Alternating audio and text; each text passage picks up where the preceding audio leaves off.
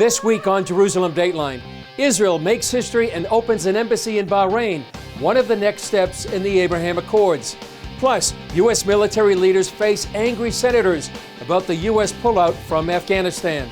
And CBN, the Christian Broadcasting Network, celebrates 60 years of broadcasting to the world and standing with Israel and the Jewish people. All this and more this week on Jerusalem Dateline. Hello and welcome to this edition of Jerusalem Dateline. I'm Chris Mitchell. Despite growing chaos in the Middle East, the Abraham Accords are moving forward. The most recent step strengthens historic ties between Israel and Bahrain. Foreign Minister Yair Lapid made the first official visit to Bahrain by an Israeli minister since last year's historic signing at the White House. This is an historic moment and a reminder that history is made by people who know history, people who love and respect history, but also ready to change and make history. Lapid spoke in the capital city of Manama to inaugurate the new Israeli embassy and sign agreements with his Bahraini counterpart, Abdulatif al-Zayani.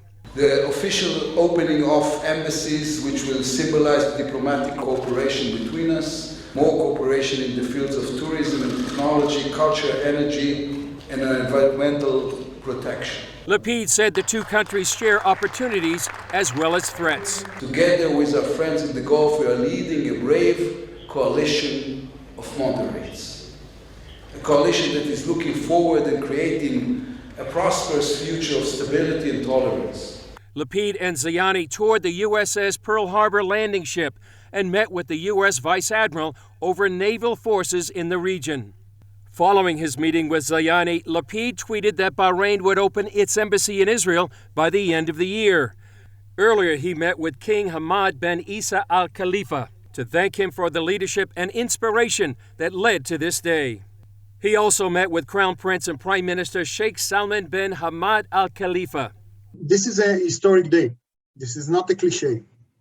The Middle East is changing and we are learning it every day. We learned that last year with the signing of the Abraham Accords, and we also learned it just a few weeks ago in Kabul.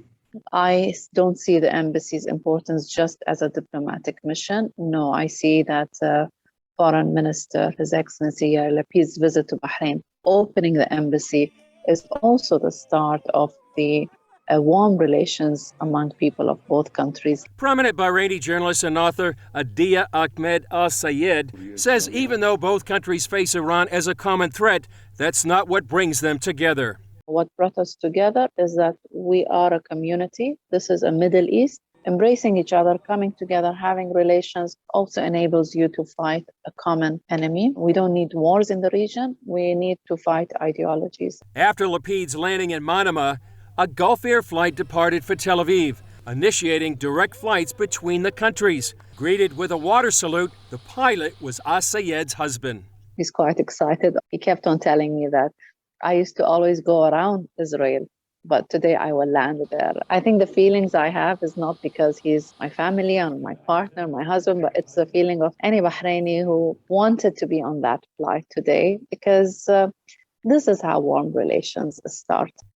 From Bahrain to New York City, for the first time in more than a decade, an Israeli prime minister not named Netanyahu delivered Israel's address to the annual UN General Assembly. In his first speech on the world stage, Prime Minister Naftali Bennett struck similar themes as his predecessor did. Like Benjamin Netanyahu before him, Naftali Bennett called on the world to pay attention to Iran and its threat to the Jewish state. Israel is quite literally surrounded by Hezbollah, Shia militias, Islamic Jihad, and Hamas. What do they all have in common? They all want to destroy my country, and they're all backed by Iran. Iran seeks to dominate the region and seeks to do so under a nuclear umbrella. Bennett's main priority? Stopping Iran's nuclear program, and he wants international help to do it. He laid out his case, pointing to how Iran is defying the UN's own nuclear monitoring agency and crossing red lines, such as how it's enriched uranium at nearly weapons-grade level. We cannot tire. We will not tire. Israel will not allow Iran to acquire a nuclear weapon. Bennett, who met with leaders of the UAE and Bahrain for the first time, thanks to the Abraham Accords, described the new regional relationship as a bright light. Yet he called out countries that joined a recent UN conference condemning Israel. Fighting the only democracy in the Middle East doesn't make you woke. Adopting cliches about Israel without even bothering to learn the basic facts, well, that's just plain lazy. Bennett began his speech by referencing the prophetic restoration of the Jewish people. We are an ancient nation, returned to our ancient homeland, revived our ancient language, restored our ancient sovereignty. Israel is a miracle of Jewish revival. Am Yisrael Chai, the nation of Israel is alive, and the state of Israel is its beating heart. Top U.S. military generals faced tough questioning by lawmakers on Capitol Hill, saying they believed U.S. forces should have remained in Afghanistan, and implying they communicated that advice to the president. The nation's leading generals faced tough questioning by lawmakers on Capitol Hill Tuesday, saying they believed U.S. forces should remain in Afghanistan, and implying they communicated that advice to the president. The chairman of the Joint Chiefs of Staff testifying that he believed it necessary to maintain U.S. troop presence ahead of the withdrawal, offering a differing account from President Biden's statements. My assessment was back in the fall of 20, and it remained consistent throughout, that we should keep a steady state of 2,500, and it could bounce up to 3,500, maybe something like that, in order to move toward a negotiated, gated solution. Did you ever present that assessment personally to President Biden? I don't discuss exactly what my conversations are with the sitting president in the Oval Office, but I can tell you what my personal opinion was, and I'm always candid. General Frank McKenzie saying he had warned what would happen if we didn't leave 2,500 troops behind. And my view is that 2,500 was an appropriate number to remain, and that if we went below that number, in fact, we would probably witness a collapse of the Afghan government and the Afghan military. So, General McKenzie, may I just, I guess my question is, would it be fair for the committee to assume that both President Trump and President Biden received that specific information? I believe it would be reasonable for the committee to assume that. That contradicts President Biden's statements in an interview with ABC News last month. Your military advisors did not tell you, no, we should just keep 2,500 troops. It's been a stable situation for the last several years. We can do that. We can continue to do that. No, no one said that to me that I can recall. White House Press Secretary Jen Psaki pushed back against suggestions that the president misled the public on recommendations from his military advisors. The president made clear that the advice was split.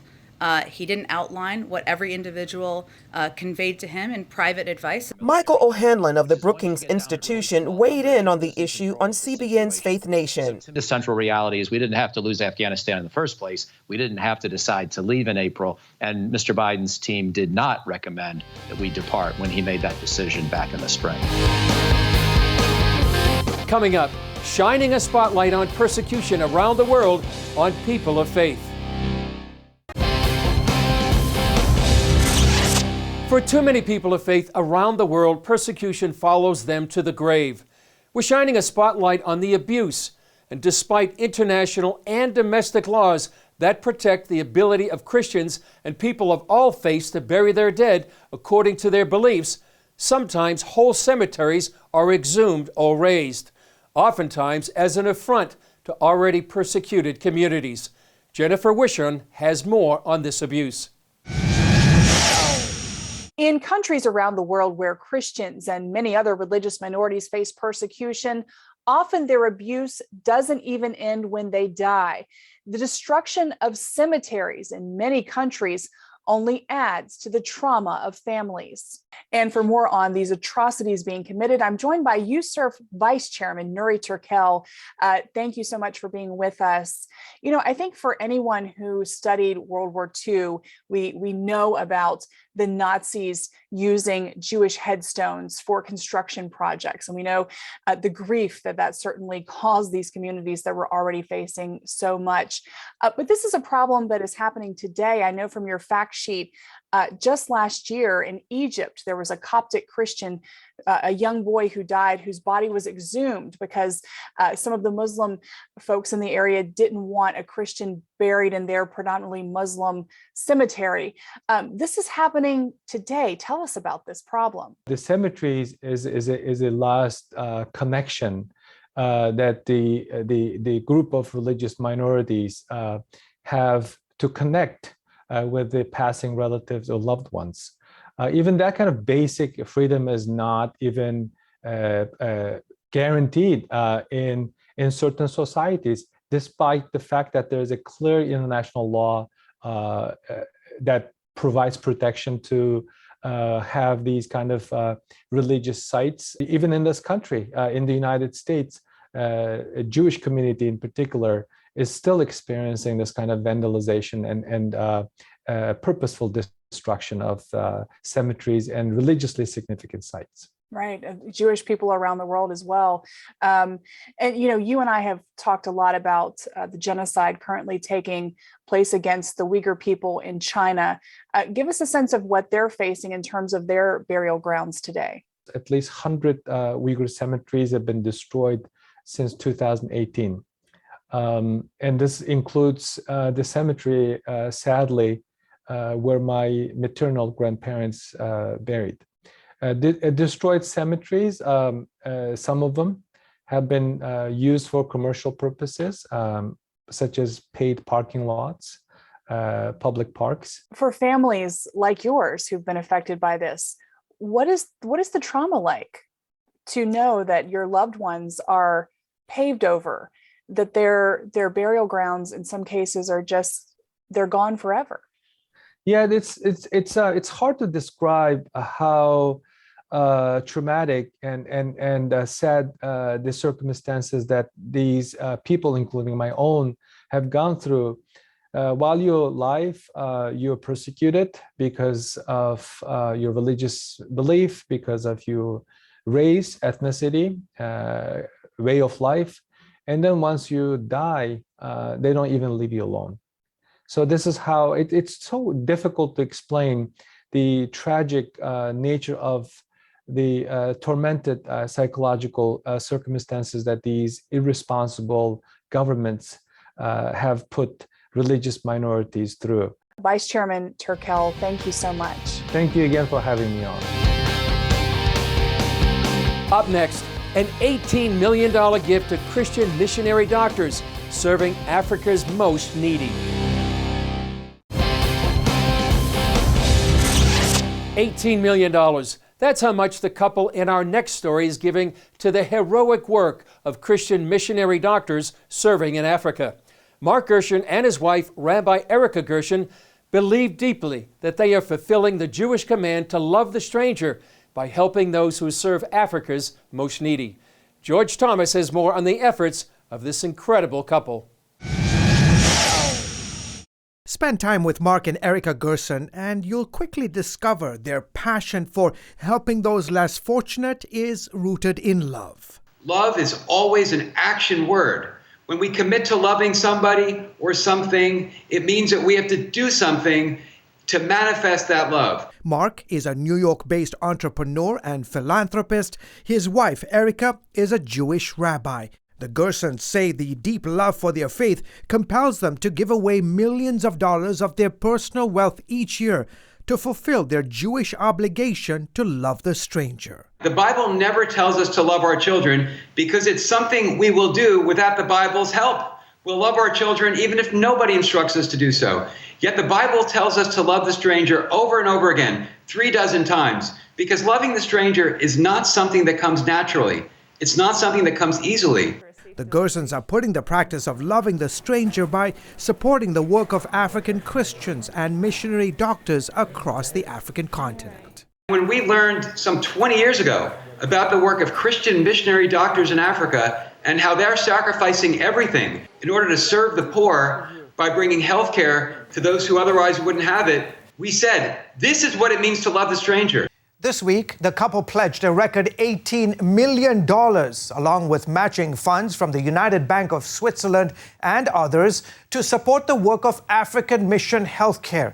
which he co-founded 11 years ago. This gift of at least $20 million, and hopefully the matching grant will make it much more than that, is going to transform African healthcare. It's going to enable us to build the systems, the infrastructure, the hospitals that will treat literally millions of patients now and into the future.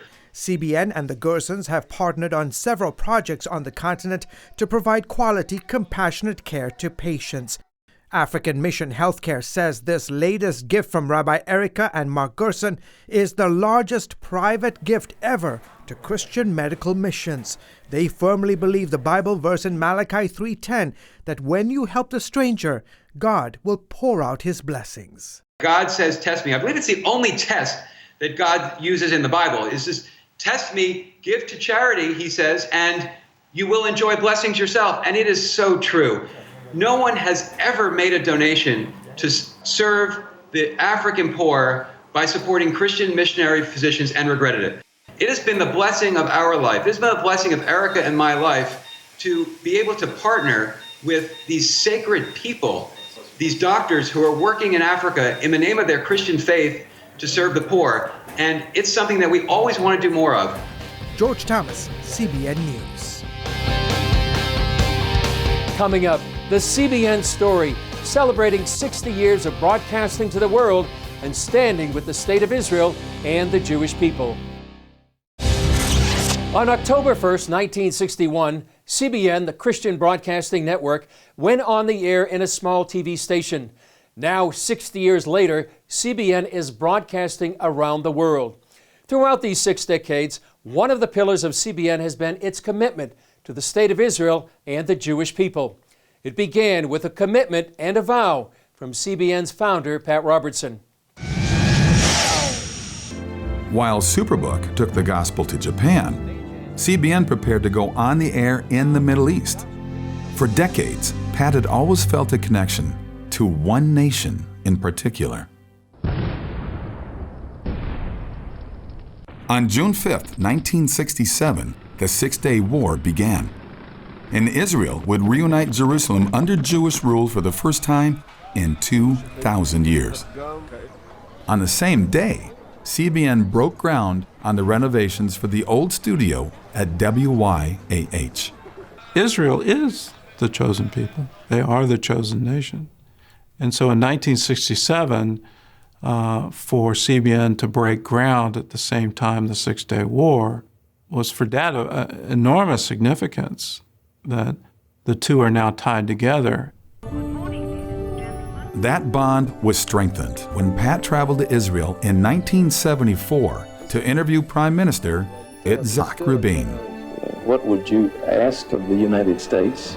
I believe if one wants to see any future to the free world in the right sense, to the democratic way of life, I believe without strong America, the future might be not as hopeful as it can be with strong America. He knew that if America was strong, Israel would be taken care of. Well, I went back to our group that was with me up on the Mount of Olives where we were staying, and that night I made a vow that I personally, in any ministry that I was associated with, regardless of the cost, that we were going to stand with Israel. For this area, let's do that for the whole, just lay our hands on it. Pat began praying for a way to broadcast into Israel. Wonderful people. Years later, he was offered a TV station in southern Lebanon. And here was one on the border of Israel, and it was being given to me. But I knew that I shouldn't put my hand on something in that volatile region without it being cleared for sure by the Lord. Pat prayed for a sign for confirmation, specifically that he would receive something of gold as evidence that he should take the station. Days went by, but no gold, until he checked his private mailbox. Inside, there was a letter, and there was several pictures of gold coins, 24-karat gold, struck in a mold by Pablo Picasso. And he said, I want to make these available to CBN. That was the evidence. So I said, all right, we've heard from the Lord. So we got the station. Pat Robertson in the name of Messiah Jesus. I'm pleased to hand you the keys to Jesus Star of Hope television station right here in the Holy Land. Spring of 1982, Middle East Television, a CBN-owned and operated Channel 12 TV station, was put on the air. With access to 12 nations in the region, METV used popular programming like NFL football, soccer, and the hit TV show Touched by an Angel to attract viewers. People then stayed tuned for the 700 Club. METV was the pioneer. Nobody was doing that, and it had awesome impact among the Arab-speaking population to the north towards Lebanon and to the east of Syria and Jordan and across Israel. For us here in the Jerusalem Bureau, it's been a privilege to serve with Pat Robertson and stand with Israel and the Jewish people. Well, that's all for this edition of Jerusalem Dateline. Thanks for joining us. I'm Chris Mitchell. We'll see you next time on Jerusalem Dateline.